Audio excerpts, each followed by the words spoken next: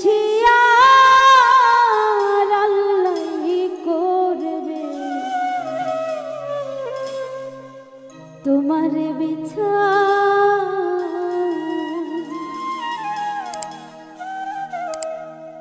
তুমি যে ক্ষতি করলাই